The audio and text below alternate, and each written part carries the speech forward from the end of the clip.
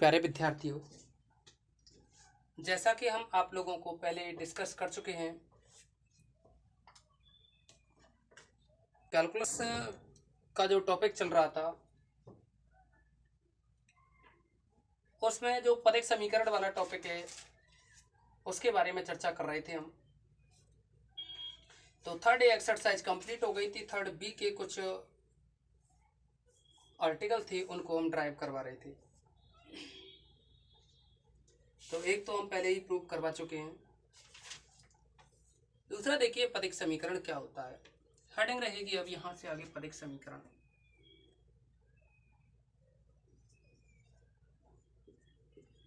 Pedal equation.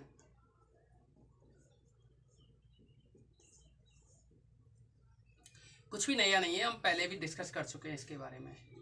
यानी यदि वक्र का समीकरण r is equal to f of theta हो तथा ध्रुव से इस वक्र के किसी बिंदु पर खींची गई स्पर्श रेखा पर डाले गए लंब की लंबाई पी ओ, यानी हम ये कहें यदि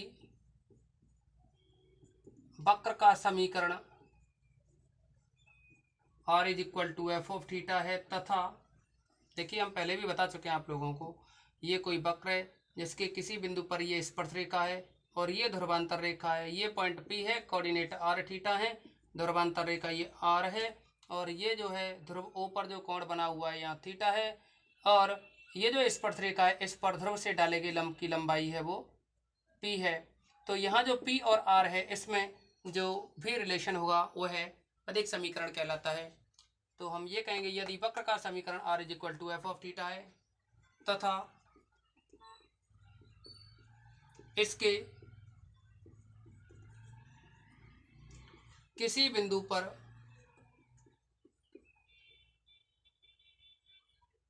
खींची गई स्पर्श रेखा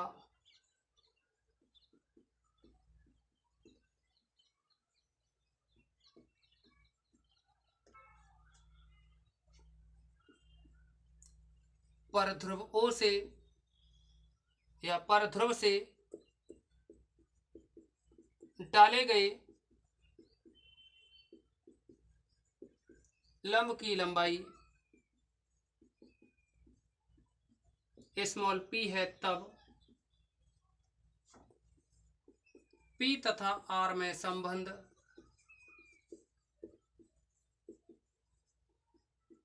पदिक समीकरण कहलाता है।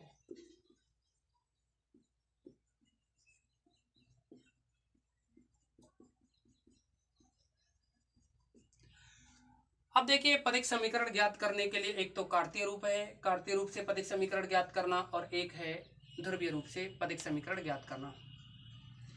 यदि वक्र का समीकरण कार्तीय रूप में हो, हमने कहा दो कंडीशन है। पहली है यदि वक्र का समीकरण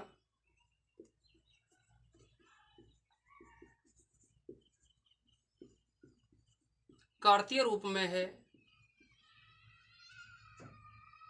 तब पदिक समीकरण ज्ञात करना।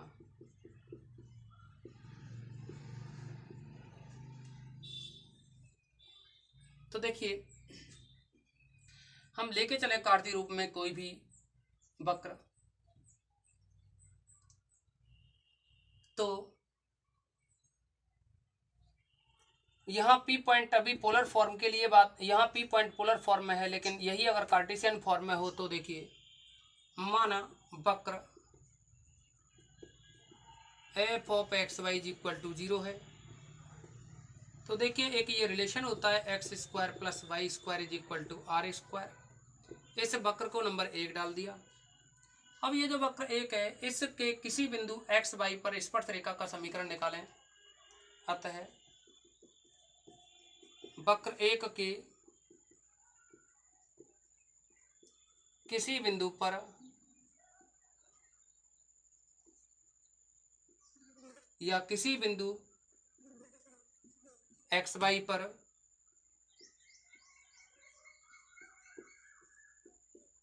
स्पर्श रेखा का समीकरण,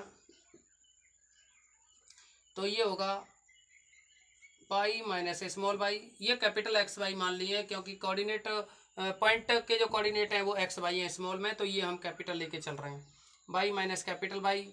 और यहाँ जो आता है वो आता है प्रवणता, और प्रवणता रहेगी D capital Y D small Y upon D X, यानी small D Y by D X, इसके बाद एक्स माइनस स्मॉल एक्स।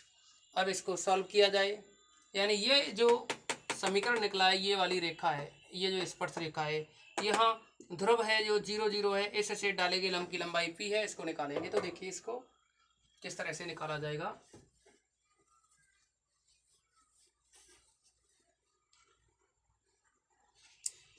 इसको x बाई इस फॉर्म में एडजस्ट करें तो लिख सकते हैं हम इसे, देखिए इसको एडजस्ट करें तो ये बनेगा, कैपिटल एक्स वाई की फॉर्म में करना चाह रहे हैं तो यहाँ जो capital X D Y by D X है, capital X D Y over D X है, ये वाला कैपिटल वाई को आप राइट साइड में ले जाओगे तो ये बन जाएगा माइनस का कैपिटल वाई, और यहाँ इक्वल में लिख सकते हो आप। देखिए कैपिटल एक्स वाला लिख दिया, वाई वाला लिख दिया, अब बगैर कैपिटल एक्स वाई वाले देखो क्या बचेंगे, minus small x D Y by D x होगा, इसको आप लेफ्ट साइड में लाओ तो प्लस का हो जाएगा, प्लस का x D Y by D x, और ये जो माइनस वाई है ये यहीं रहेगा, लेफ्ट में ही है ना ये। अब देखो ध्रुव ओ 0 0 से इस स्पर्श रेखा 2 पर डाले गए लंब की लंबाई, अब ध्रुव 0 0 से रेखा 2 पर डाले गए लंब की लंबाई, तो देखिए इस लंब की लंबाई जो निकालने का तरीका है, आप जानते हैं लंब की लंबाई p है, तो ये आप जानते हैं फॉर्मूला x का गुणा, देखिए यहाँ कैपिटल x का गुणांक है D Y by D X, तो D Y by D x का स्क्वायर करोगे, प्लस कैपिटल y का गुणांक -1 है तो -1 का वर्ग करोगे, और देखिए यहाँ कैपिटल x और कैपिटल y की वैल्यू 0 0 रखेंगे तो ये 0 -0, और इसे लेफ्ट साइड में लाएं तो ये आएगा प्लस का y माइनस का x d Y by D x, ये बन जाएगा। इसी के साथ आप इसको लिख सकते हो, देखिए this implies p is equal to, मापांक में लिखा हुआ है तो अगर यहाँ से माइनस कॉमन लें तो ये हो जाएगा x d Y by D x plus जो y है वो हो जाएगा -y, अपॉन में आएगा रूट, और ये है देखिए 1 का वर्ग 1 होगा, plus d Y by D x का होल स्क्वायर, ये बन जाएगा मापांक में। तो ये तो रहा, देखिए आपको करना क्या होगा, यहाँ एक तो ये जो रिलेशन निकाला था आपने r square is equal to x square plus y square को लिखा था समीकरण 1 के जस्ट नीचे, आप इसको समीकरण नंबर ए डाल देना वहां पे, समीकरण ए। तो देखिए इसको आप समीकरण नंबर 3 डालें तो समीकरण ए तथा 3 से, समीकरण 1 तो वक्र था r is equal to f of theta, तो हम ये कह सकते हैं समीकरण 1,3 व ए से, ये जो ए है इन तीनों से एक्स वाई का विलोपन करना है, से एक्स वाई का विलोपन करने पर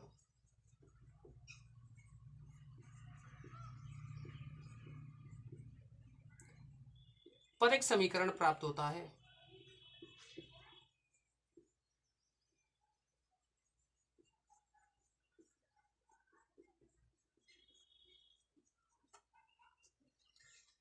अब देखिए एक तो ये हो गया पदिक समीकरण, अब एक रहा इसकी जो पोलर फॉर्म है उसके अकॉर्डिंग जो पेडल इक्वेशन या पदिक समीकरण ज्ञात करोगे उसका भी मेथड है।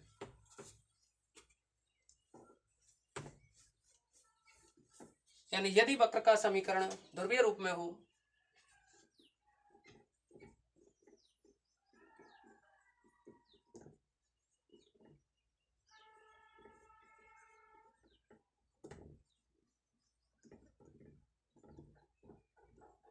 तो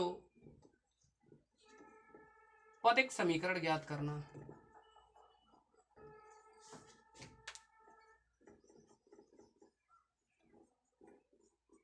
तो देखिए इसके लिए क्या करेंगे, माना वक्र r is equal to f of theta है, इसको नंबर 1 डाल दें, तथा एक रिलेशन बताया था 1/p² is equal to 1/r² plus 1/r⁴ dr/d का होल स्क्वायर प्रूव करवा चुके हैं आप लोगों के लिए। इसे इक्वेशन नंबर 2 डाल दें। तो देखिए यहाँ हम ये कहेंगे समीकरण 1 व 2 से थीटा का विलोपन करने पर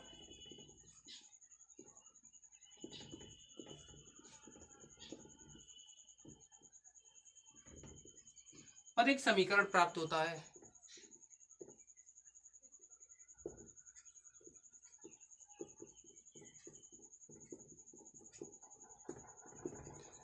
अब देखिए यहाँ हम कोई भी क्वेश्चन आपको प्रूव कर रहे हैं।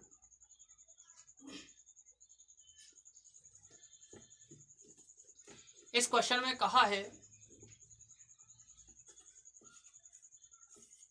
देखिए प्रॉब्लम नंबर सेकंड है, यानी एग्जांपल सेकंड को सिलेक्ट कर रहे हैं। ये कहा है L/R is equal to 1 plus e cos theta में ध्रुव से स्पर्शरेखा पर लंब की लंबाई, यानी जो P अभी डिस्कस किया उस P को आपको फाइंड आउट करना है।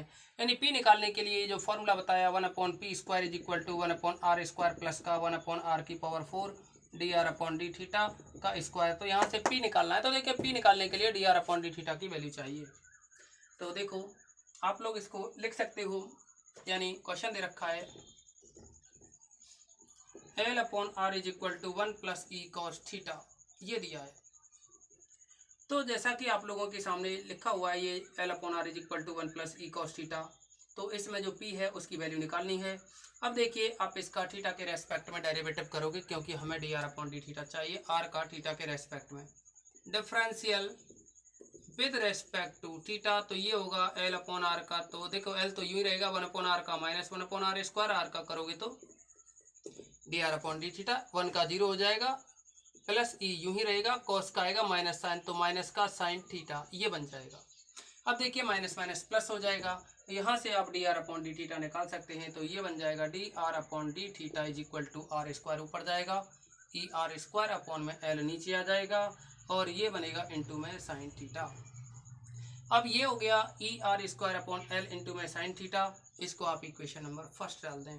तो देखिए since 1/p² is equal to 1/r² plus का 1/r⁴ dr/d का होल स्क्वायर, ये इसमें वैल्यू रखें तो ये रहा 1/r² प्लस 1/r⁴ dr/d की वैल्यू है ER² upon L sine theta का होल स्क्वायर। यहाँ स्क्वायर है तो स्क्वायर लिखा जाएगा, r² का स्क्वायर r4 बनेगा, r4 से r4 कैंसिल हो जाएगा।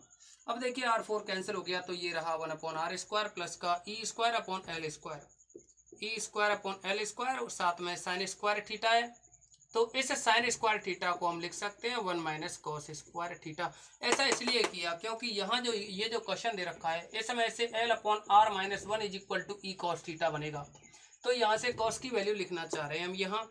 तो देखिए आप लोग इसको यूं भी लिख सकते हो 1/r² प्लस का 1 देखो मल्टीप्लाई करें इसका तो ये आएगा E² upon L² minus 1/L² और E² cos स्क्वायर थीटा। अब देखिए यहाँ E cos थीटा की जो वैल्यू है वो है L/r-1, तो ये वैल्यू पुट करेंगे हम।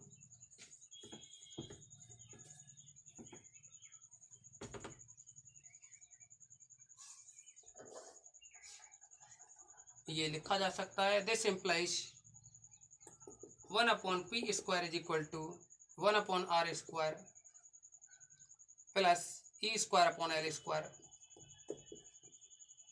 Minus 1/L²। और देखिए E cos थीटा की जो वैल्यू है दोनों पे स्क्वायर है इसीलिए स्क्वायर भी लगाना होगा, उसकी वैल्यू है L/r-1², ये बन जाएगा 1 देखिए 1/r² है प्लस का E² upon L² minus multiply करें तो ये बनेगा, एक L कैंसिल होगा तो 1/L/r बनेगा, माइनस 1/L² तो है इसका होल स्क्वायर खोलोगे तो L² अपॉन r² माइनस का 2L/r प्लस 1।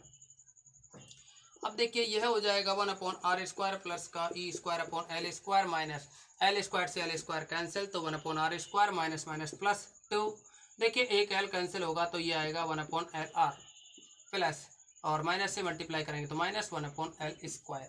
देखिए यहाँ 1/r² से ये कैंसिल, अब जो बचा वो है e² और प्लस का 2/LR माइनस 1/L²।